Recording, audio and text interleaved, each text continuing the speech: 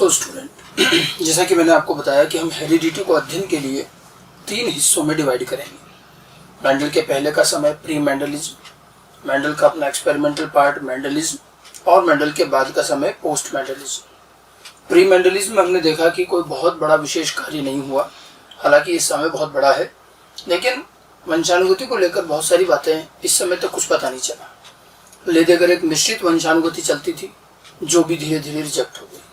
ठीक है, हमारे वंशानुगति या जेनेटिक्स का सही अध्ययन शुरू होता है मेंडेलियन जेनेटिक्स से।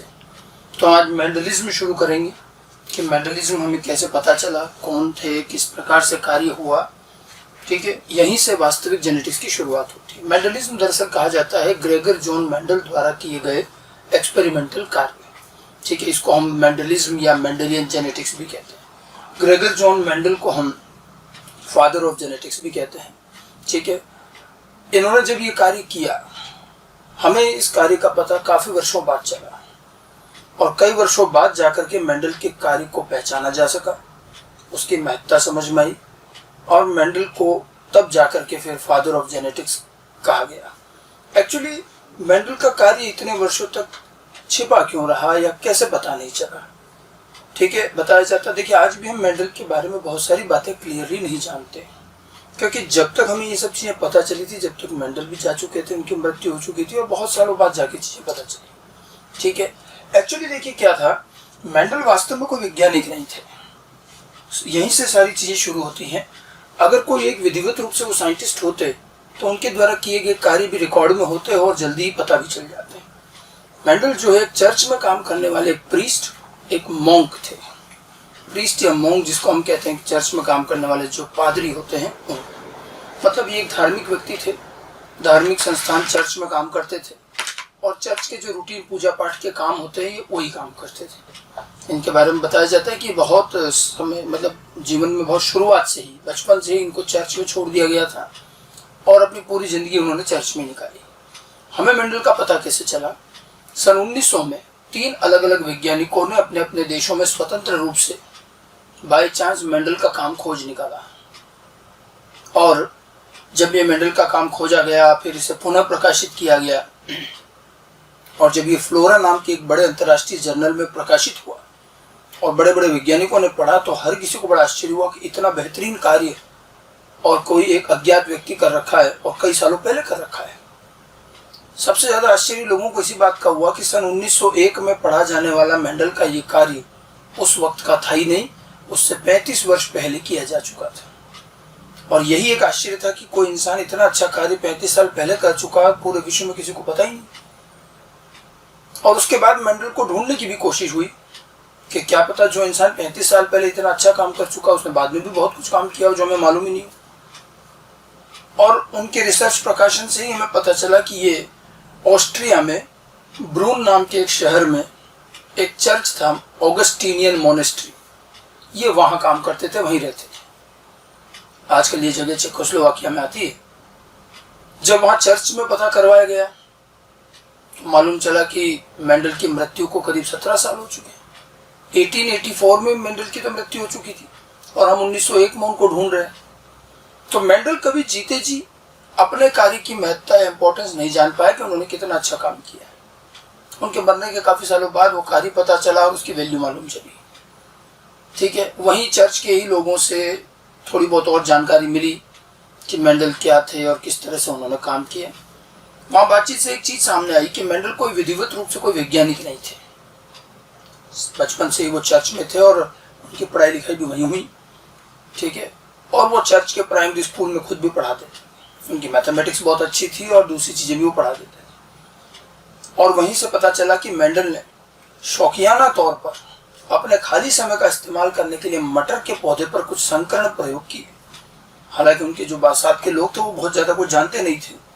ठीक है, लेकिन मेंडल ने उसी दौरान ही ये सारा काम किया है। एक्चुअली 1849 के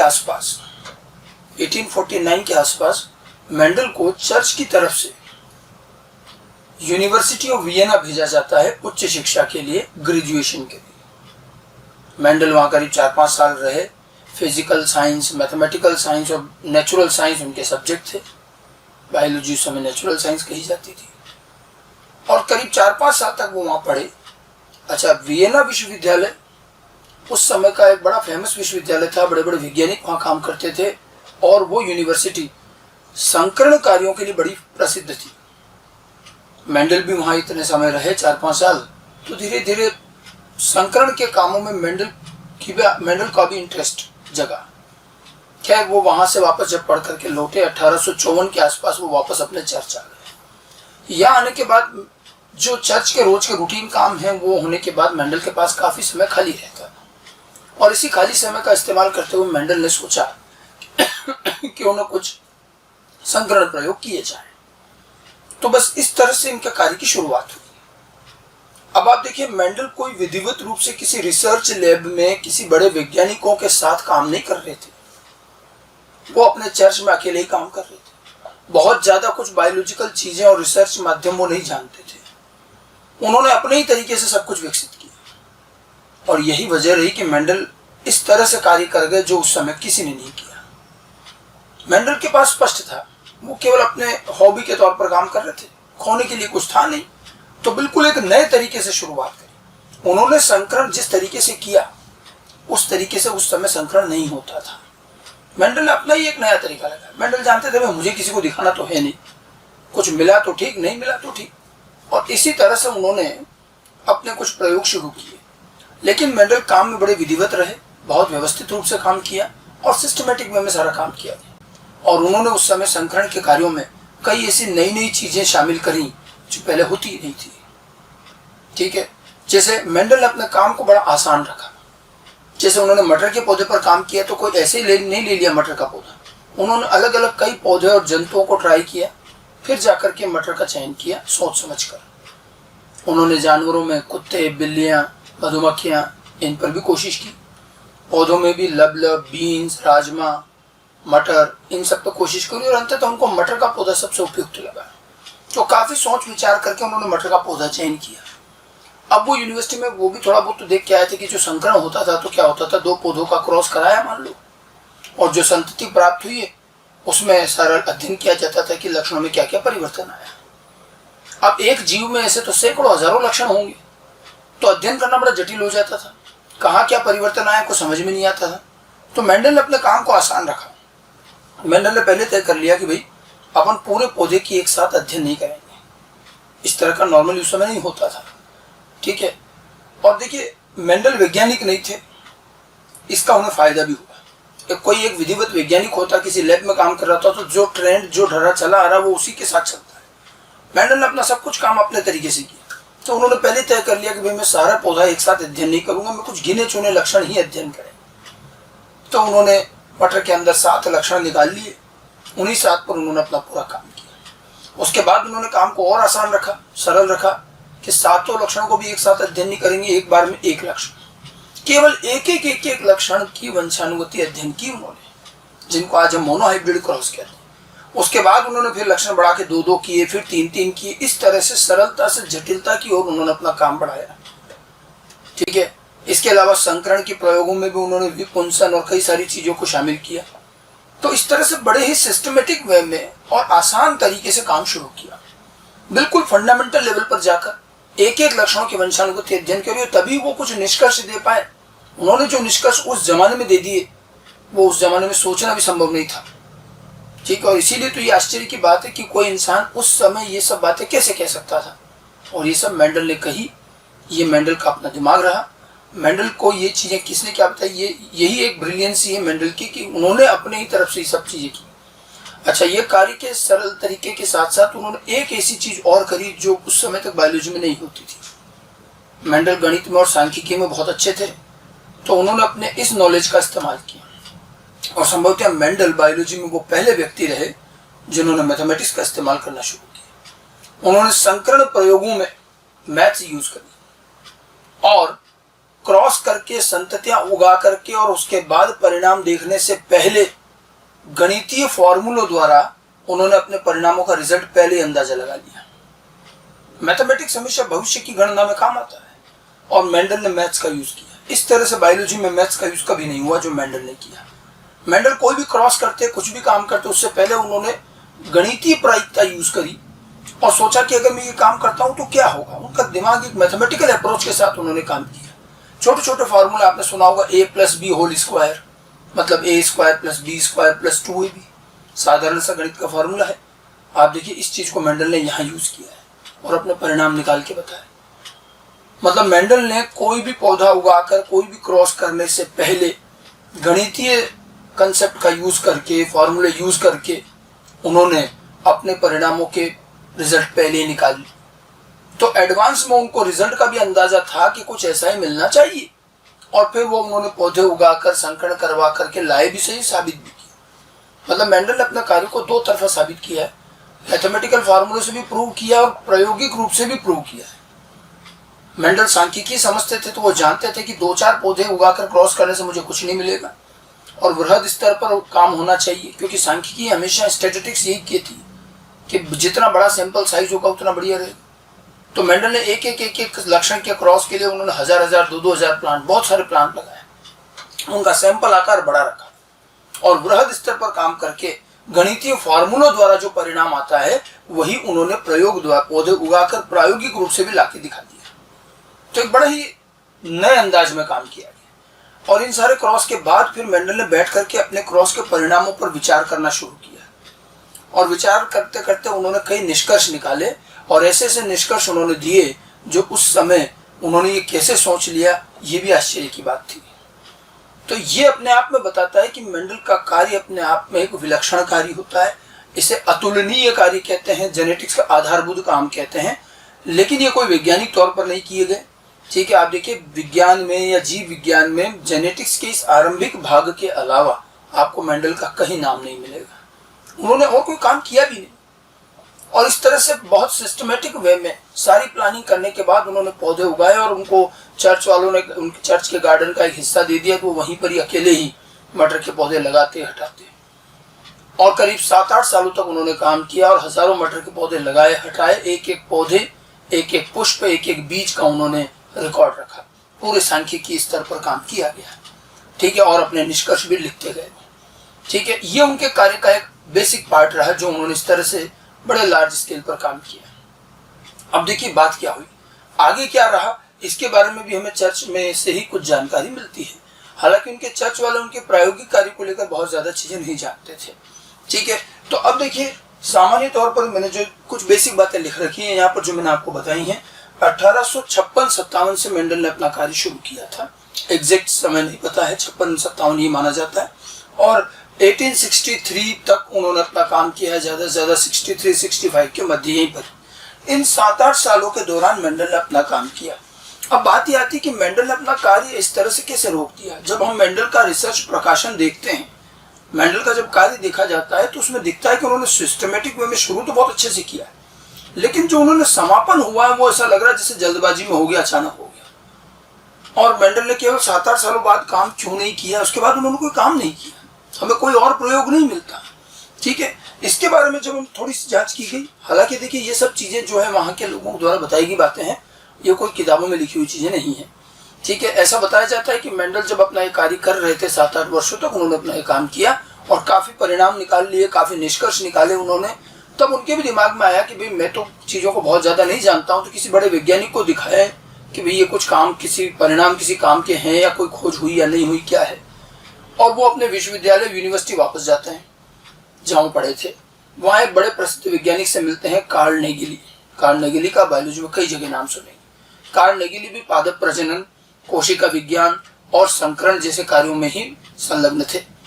उन्होंने नेगिली को जाकर अपना काम दिखाया कि भाई मैंने पिछले कुछ वर्षों में संकरण प्रयोग किए, आप देखिए जरा कुछ ठीक है कि नहीं, इनमें कुछ मतलब की बात निकलती कि नहीं। नेगिली ने जब मेंडल का काम देखा तो उन्हें बड़ा आश्चर्य हुआ कि एक विषय वस्तु को बिल्कुल नहीं जानने वाला एक अज्ञान व्यक्ति, जो कोई वैज्ञानिक नहीं है, कुछ नहीं, एक सामान्य व्यक्ति, चर्च का आदमी, और उन्होंने इतने बेहतरीन तरीके से काम किया। जिस तरीके से उन्होंने परिणाम निकाले और एक जैसे परिणाम, मेंडल के काम की खासियत यही थी क्योंकि उन्होंने गणितीय रूप से काम किया, तो बिल्कुल रिजल्ट सब में एक जैसे थे उनके, और उसके बाद उनके निष्कर्ष और सारा बड़ा व्यवस्थित काम था। तो नेगिली ने भी उनके काम की बड़ी तारीफ की कि आपने बहुत जोरदार काम किया। ठीक है, लेकिन उन्होंने साथ में काम में एक कमी थी, वो भी बताई कि भाई आपने सारा काम किया तो बहुत अच्छा है, लेकिन ये काम सिर्फ एक जीव यानी मटर के पौधे पर किया गया है। और विज्ञान में किसी एक जीव पर किए गए काम को इतनी वैधता नहीं मिलेगी। अगर आप चाहते हो कि ये अच्छे से सभी तरह माना जाए, क्योंकि इसमें ऑब्जेक्शन यही आएगा सबसे पहले कि भाई आपने मटर पे तो किया, किसी और जीव पे किया, क्या ये आपका काम बाकी जीवों पर भी लागू होता है क्या? तो उन्होंने उनको सलाह दी कि आप एक काम करो, मटर के अलावा कुछ अन्य जीवों पर भी करके देखो, अगर इसी तरह का परिणाम आते तो बहुत बड़ी खोज हो जाएगी। नेगिली की ये सलाह कतई गलत नहीं थी, बिल्कुल ठीक बात थी। मेंडल को भी ये बात समझ में आई कि हाँ ठीक है। और बातों बातों में सलाह के तौर पर उन्होंने नेगिली से पूछा, तो नेगिली ने उनको एक पौधा सुझाव दिया कि आप चाहे तो हॉकवुड पौधे पर, हिरेशियम पौधे पर काम कर सकते हैं, और अगर किसी पर करना। और मेंडल जो है नेगिली की सलाह पर अब आगे आ जाते हैं वापस, और मटर की जगह हिरेशियम पौधे पर काम शुरू करते हैं। बट हिरेशियम पौधे पर जब काम किया और एक दो एक्सपेरिमेंट किए, वहीं उनको लग गया कि उनको कोई ऐसा रिजल्ट नहीं मिलने वाला। हिरेशियम पौधे पर, हॉकवुड पौधे पर मेंडल को कोई परिणाम नहीं मिला जैसा कि मटर पर मिला था। मेंडल वैज्ञानिक नहीं थे, एक धार्मिक व्यक्ति थे। वो इस चीज से बड़े ही परेशान हुए। उनको लगने लग गया कि मेरा कार्य सिर्फ मटर पर ही लागू होता है, बाकी किसी जीव पे तो चलता ही नहीं। तो उन्होंने अपनी तरफ से जल्दी हार मान ली और सोच लिया कि भाई ये काम को ज्यादा इंपॉर्टेंट नहीं है, छोड़ो।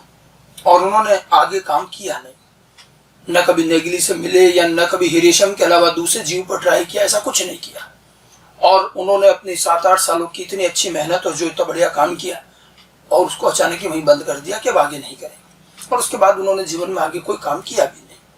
अब यहाँ एक वैज्ञानिक दृष्टिकोण नहीं होने की कमी साफ दिखाई दी। मेंडल अगर एक वैज्ञानिक होते तो वैज्ञानिक बड़े एग्रेसिव होते, वो आसानी से हार नहीं मानते जैसे मेंडल ने कर लिया। मेंडल को भी ऐसे वैज्ञानिक सोचना चाहिए था कि भाई अगर मान लो हिरेशियम पर परिणाम नहीं मिला तो फिर मटर पे क्यों मिला। और अगर वो लगे रहते, कुछ अन्य जीवों को और लेकर के काम करते, तो निश्चित रूप से वो आगे कई काम कर जाते। लेकिन मेंडल ने इतना कुछ नहीं किया, और बड़े ही, वो तो एक सीधे साधे व्यक्ति थे, धार्मिक व्यक्ति थे, उन्होंने अपना काम छोड़ दिया। तो उन्होंने उसके बाद कोई ज्यादा काम किया भी नहीं। और इस तरह से मेंडल का काम मटर पर जो किया बस उसके बाद आगे मिलता नहीं है। तो मेंडल के कार्यों में एक बड़ी खास बात हमें यही नजर आती है कि उनका काम इसी तरह से बीच में रुक गया। ऐसी कुछ बातें पता चलती हैं, ठीक है। तो यही मैंने आपको बता रखा कि मेंडल ने मटर को लेने से पहले कई जीवों को काम किया, उसको परखा, उसके बाद मटर पर काम करने का निश्चय किया, ठीक है। और कई नए तरीकों का उन्होंने इस्तेमाल किया था जो उस समय उपयोग में नहीं आते थे।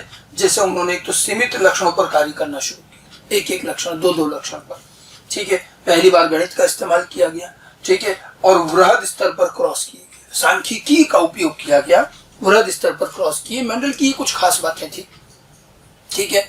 लेकिन उसके बाद मेंडल का जो कार्य था, मेंडल का कार्य किसी तरह से प्रकाशित जरूर हो गया। हालांकि उन्होंने काम तो रोक दिया था, ठीक है। मेंडल ने अपने परिणामों के आधार पर कुछ महत्वपूर्ण निष्कर्ष भी दिए, और इन्हीं निष्कर्षों से बाद में वंशानुगति के नियम बने हैं।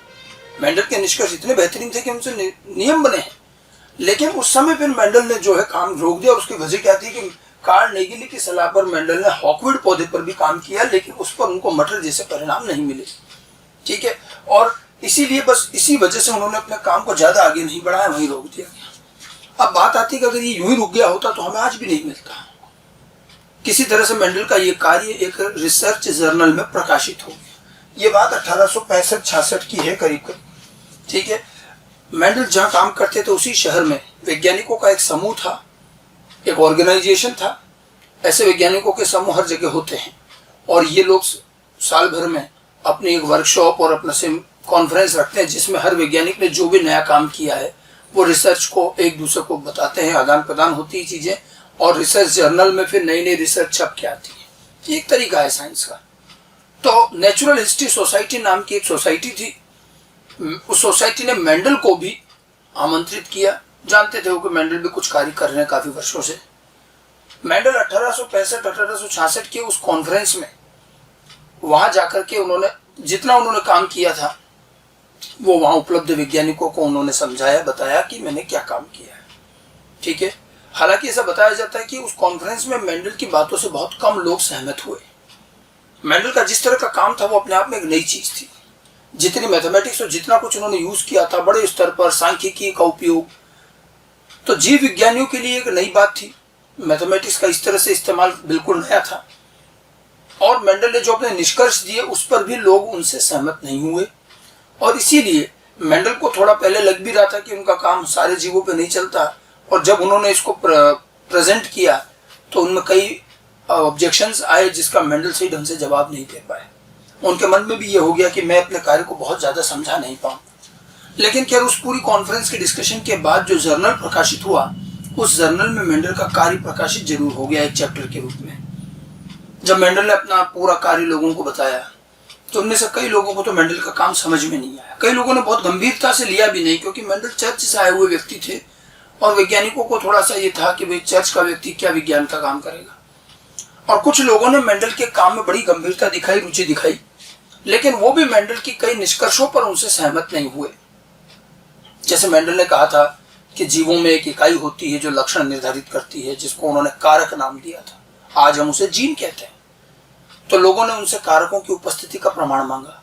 आप कहते हो कारक है, तो कारक जीवों में कहाँ है बताओ, किस पदार्थ का वो बना है, कहाँ है। मेंडल उसकी उपस्थिति का कोई प्रमाण नहीं दे पाए, प्रयोगों से उन्होंने अंदाजा लगाया था।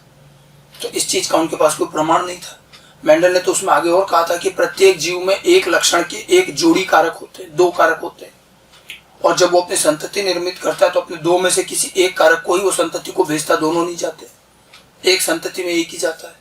जब मेंडल ने ये बातें कही तो लोगों को उनकी बात भरोसा नहीं हुआ। ये बड़ी हाइपोथेटिकल बातें लगी। कारण ये था कि देखिए, मेंडल ने जब ये बात कही उस समय दुनिया में कोई भी सेल डिवीजन नहीं जानता था, माइटोसिस मियोसिस किसी की खोज नहीं हुई, गुणसूत्रों के बारे में कोई जानकारी नहीं थी।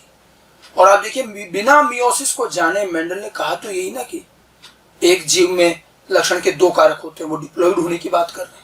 और संतति जब बनती है तो पेरेंट अपने 2 कारकों में से एक ही देता है, तो वो मियोसिस की बात कर रहे हैं। लेकिन न मेंडल जानते थे न बाकी लोग जानते थे।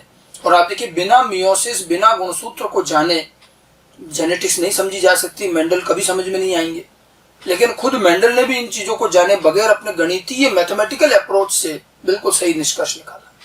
मेंडल ये सारी बातें कर रहे हैं 1865 में, जबकि माइटोसिस की खोज 1880 में हुई है, गुणसूत्र की 1888 में, और सन 1900 के आसपास जाकर मियोसिस की खोज हुई। मतलब मेंडल के कार्यों को समझने के लिए जिन चीजों की जरूरत होती है उनमें से कुछ भी उस समय तक खोजा नहीं जा सका। और बिना ये सब जाने भी मेंडल ने बड़े बेहतरीन तरीके से कार्य किया और सही निष्कर्ष दिए, लेकिन बाकी वैज्ञानिक नहीं समझ पाए।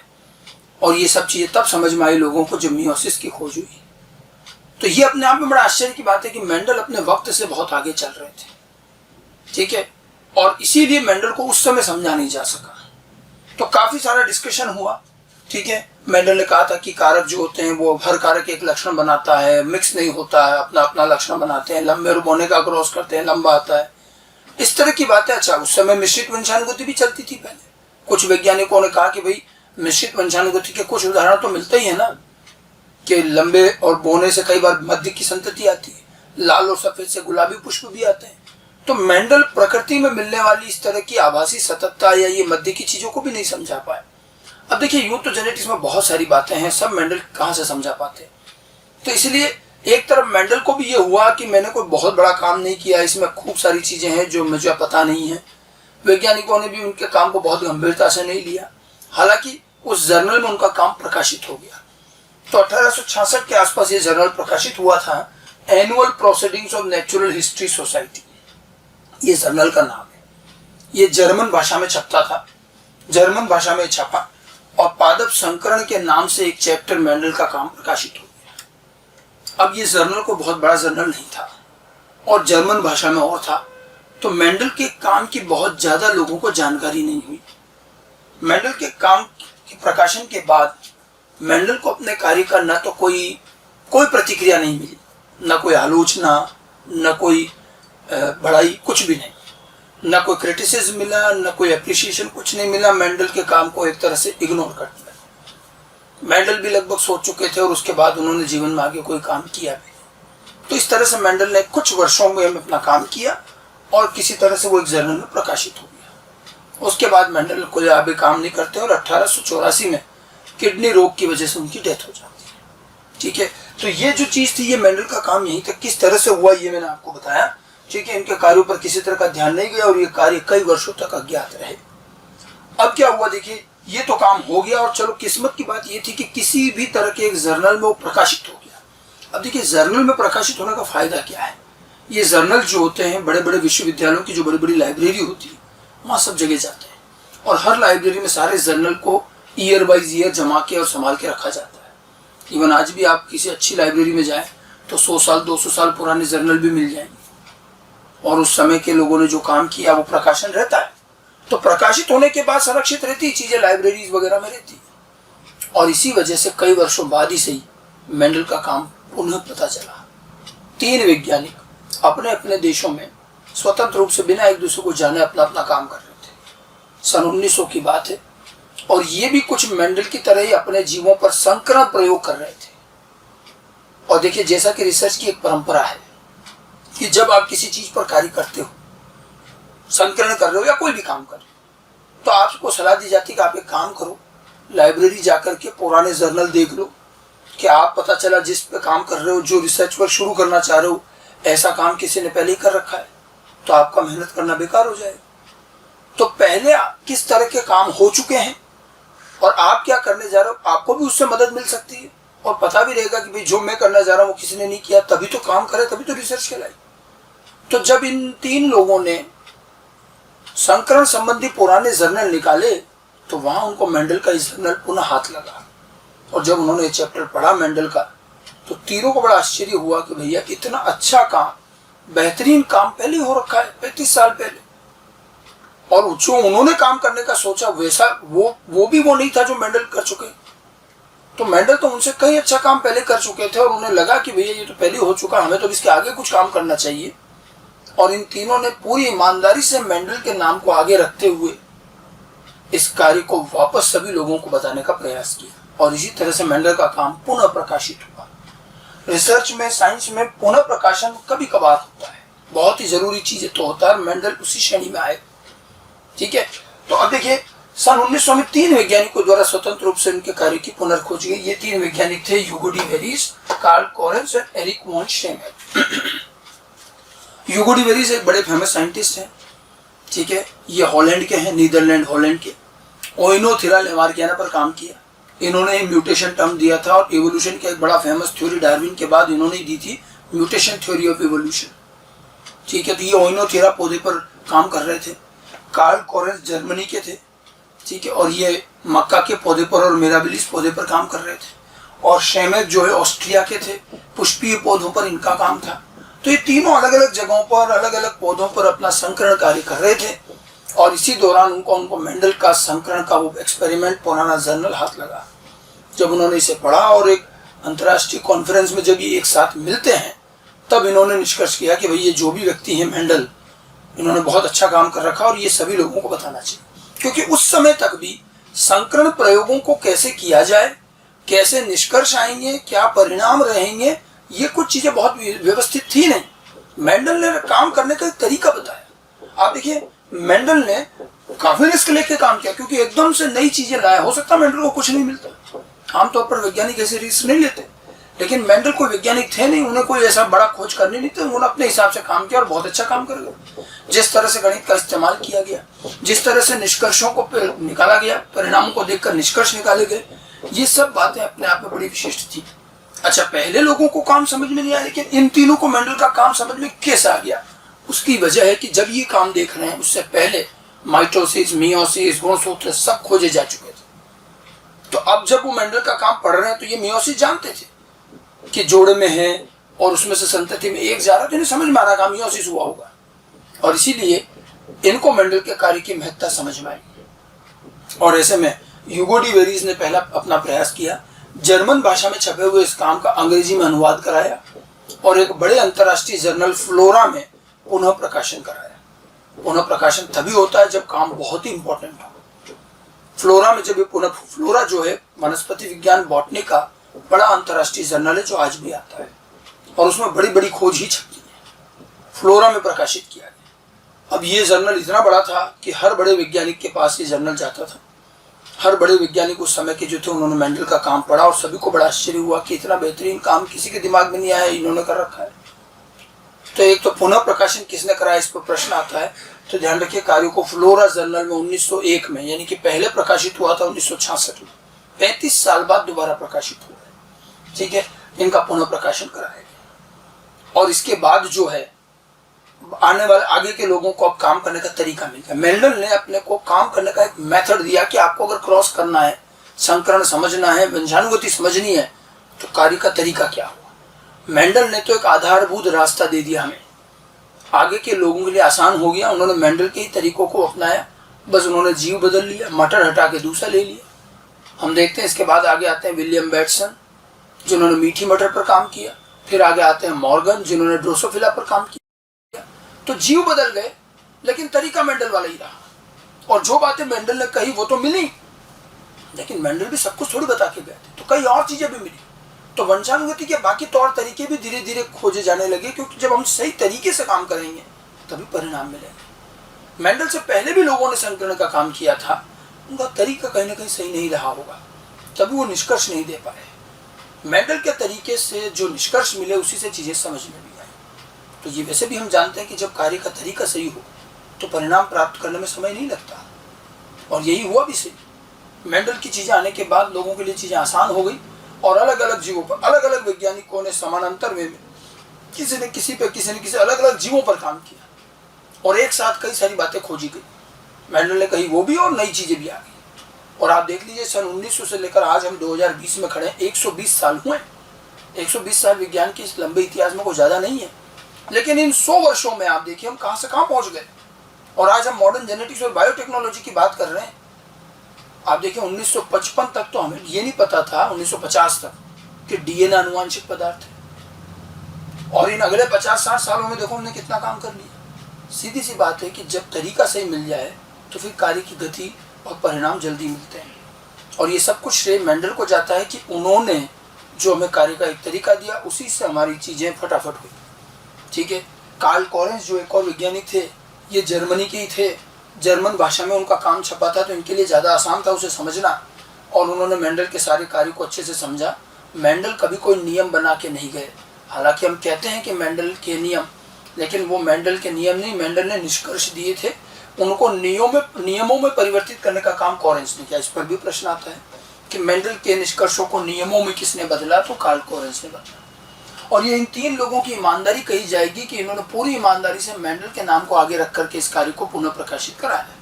क्या बताइए, अपने नाम से चला लेते, लेकिन इन्होंने ये ऑनेस्टी दिखाई। ठीक है। इन तीनों को हम पुनः खोजकर्ता, रीडिस्कवरर ऑफ मेंडलिज्म कहते हैं, कि मेंडलियन वंशानुगति के पुनर्खोजकर्ता कहे जाते हैं। ठीक है। या कुछ लोगों का ये मानना है कि एक जो इस पूरे प्रकरण में हमने देखा, कार्ल नेगिली का रोल को लेकर के कई लोग प्रश्न उठाते हैं। कार्ल नेगिली बहुत बड़े वैज्ञानिक थे उस जमाने के, और लोगों ने कहा कि कार्ल नेगिली ने उन्हें हिरेशियम पौधे का सुझाव दिया। ये बड़ा आश्चर्य की बात थी। अब हालांकि ये तो बात में सोचने वाली बात है, लेकिन नेगिली जैसा व्यक्ति, नेगिली जैसा वैज्ञानिक तो ये जानता रहा होगा कि हिरेशियम पौधे पर तो परिणाम आएगा ही नहीं, क्योंकि वो तो खुद ही पादप प्रजनन पर ही काम कर रहे थे। तो उन्हें तो पता था ये चीज कि हिरेशियम पौधा लैंगिक जनन नहीं करता, वो तो पार्थेनोकार्पी कायिक जनन से चलता है।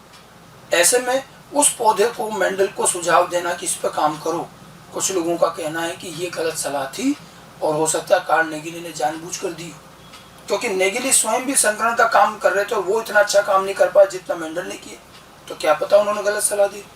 और ये भी संभव है कि नेगिली खुद भी नहीं जानते हों कि इस पौधे में ये दिक्कत है। लेकिन हिरेशियम के पौधे का वो सुझाव मेंडल के जीवन में एक टर्निंग पॉइंट रहा, क्योंकि उसके बाद ही मेंडल जो है काफ़ी हतोत्साहित हुए और उन्होंने फिर आगे काम नहीं किया।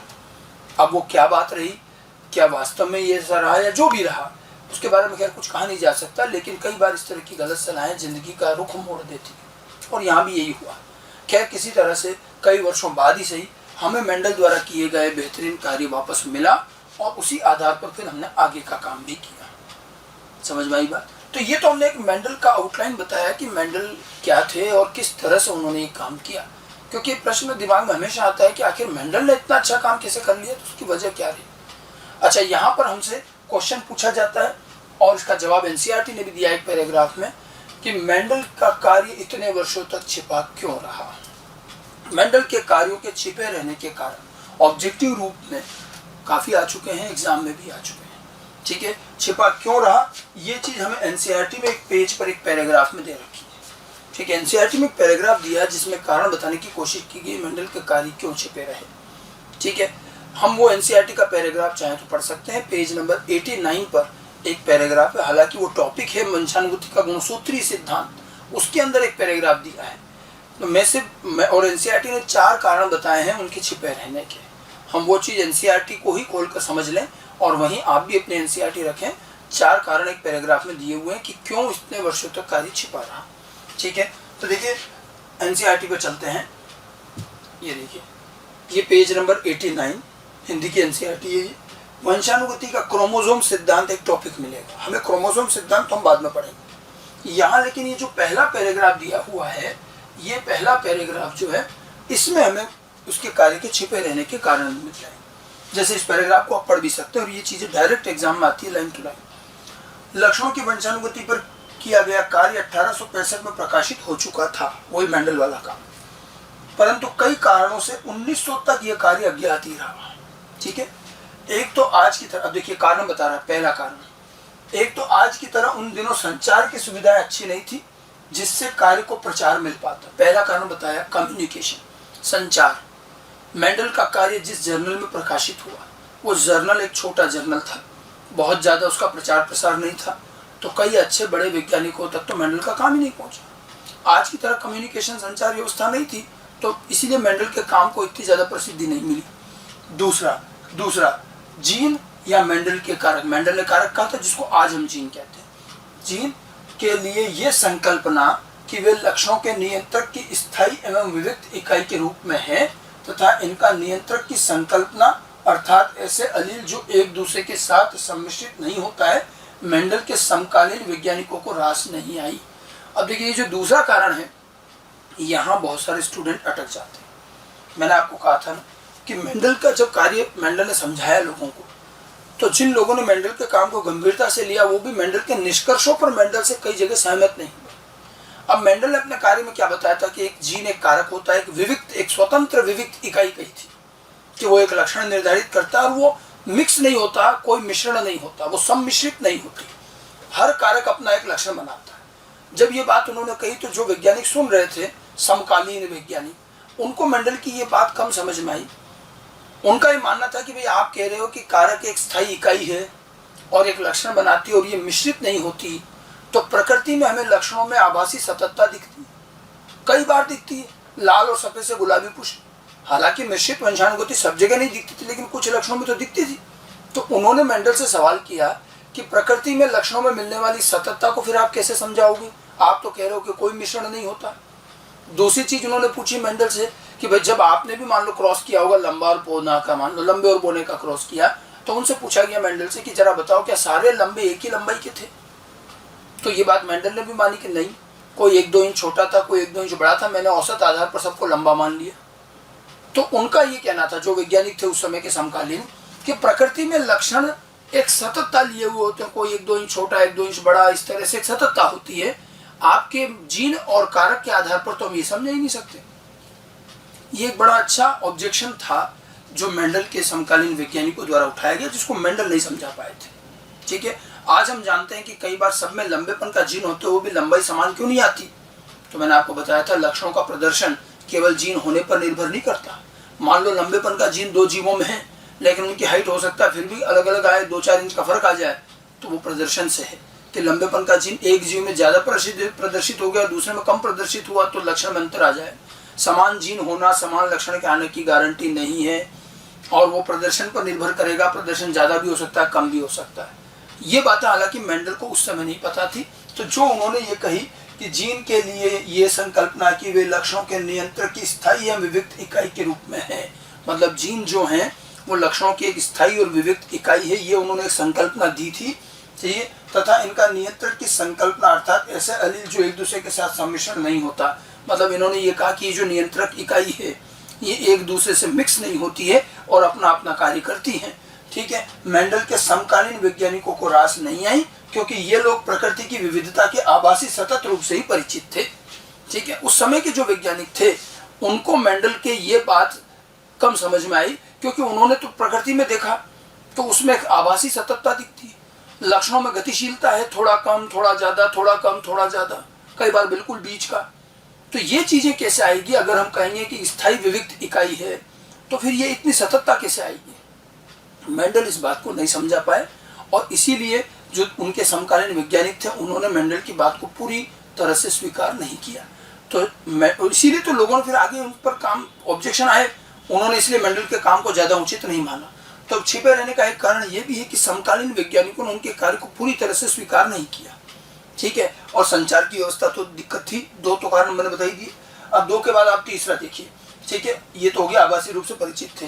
तीसरा, अब तीसरा कारण क्या? तीसरा, उस समय के जीव वैज्ञानिकों को मेंडल का जैव घटना के स्पष्टीकरण के लिए अपनाया गया गणित आधारित रास्ता बिल्कुल नया और कई जीव वैज्ञानिकों द्वारा अस्वीकार्य था।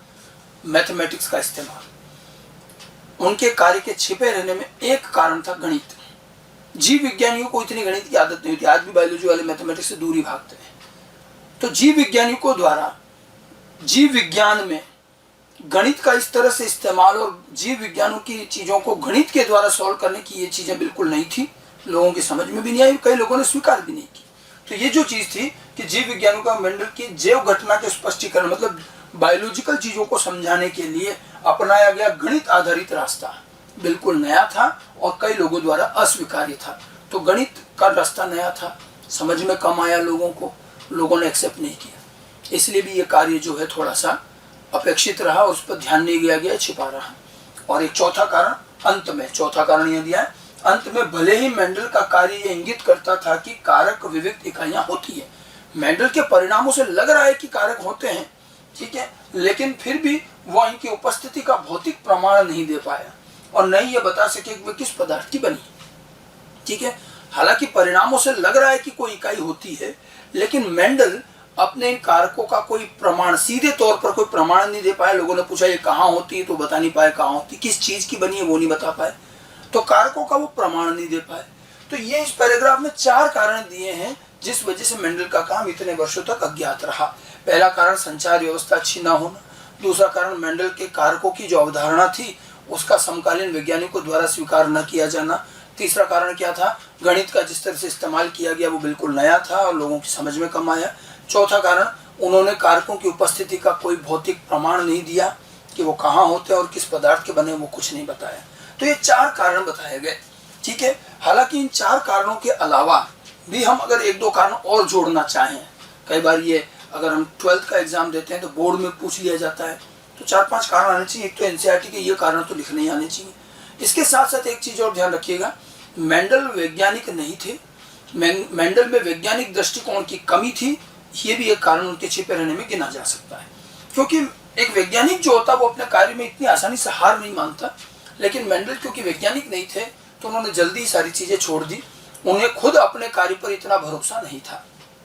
मेंडल को स्वयं को अपने परिणामों पर अधिक विश्वास नहीं था, ठीक है, वो वैज्ञानिक दृष्टिकोण की उनमें कमी थी। एक कारण आप ये भी जोड़ लें, और एक कारण और ले सकते हैं, जिस पूरे समय में ये काम हुआ मेंडल का, ये वही समय था जब चार्ल्स डार्विन बड़े प्रसिद्ध हुआ करते थे। मेंडल और चार्ल्स डार्विन समकालीन वैज्ञानिक हैं। मेंडल तो खैर वैज्ञानिक ही नहीं है, कोई जानता भी नहीं था। चार्ल्स डार्विन बहुत प्रसिद्ध साइंटिस्ट थे, उनके द्वारा जो किताब लिखी गई थी द ओरिजिन ऑफ स्पीशीज, उस समय डार्विन इतने प्रसिद्ध थे और डार्विन की इवोल्यूशन का वो सिद्धांत, किस तरह से बंदरों से इंसान बने और इवोल्यूशन के लिए उन्होंने थ्योरी भी, उनकी जो पूरी इवोल्यूशन की थ्योरी थी और जो एक बुक लिखी थी ये उस समय इतनी प्रचलित थी। आप देखिए चार्ल्स डार्विन की किताब जब छपकर आई थी तो पहले दिन बाजार में जब वो आई थी, पहले दिन उसकी जितनी कॉपियाँ बिकी थी वो कई वर्षों तक रिकॉर्ड रहा है। मतलब बेस्ट सेलिंग बुक में एक दिन में इतनी कॉपियाँ पूरे विश्व में बिकना, चार्ल्स डार्विन इतने प्रसिद्ध थे। और डार्विन उस समय जो कहते थे उनकी बातों पर ज़्यादा ध्यान देता था। तो कहीं ना कहीं डार्विन की वो प्रसिद्धि यहाँ एक नकारात्मक चीज़ हो गई कि मेंडल का कार्य उस डार्विन की प्रसिद्धि के आगे टिक नहीं पाया और लोगों का इस पर ध्यान ही नहीं गया। तो चार्ल्स डार्विन की प्रसिद्धि ये भी एक अप्रत्यक्ष कारण माना जा सकता है मेंडल के कार्यों के छिपे रहने का। मतलब ये 4 कारण तो ये हैं। उसके बाद 5वां कारण हम एक तो ये लिख सकते हैं कि भाई मेंडल के अंदर वैज्ञानिक दृष्टिकोण की कमी थी, उन्हें स्वयं अपने प्रयोगों पर विश्वास नहीं था। और एक छठा कारण दे सकते हैं कि चार्ल्स डार्विन की प्रसिद्धि की वजह से भी मेंडल के कार्यों पर लोगों का ध्यान नहीं गया।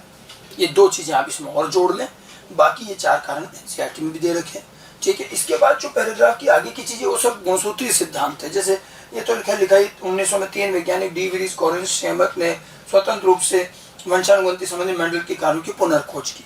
अब इसके बाद जो आगे की चीज है वो सब के सब क्या है, वो सब आगे वंशानुगति के गुणसूत्री सिद्धांत में आएगा।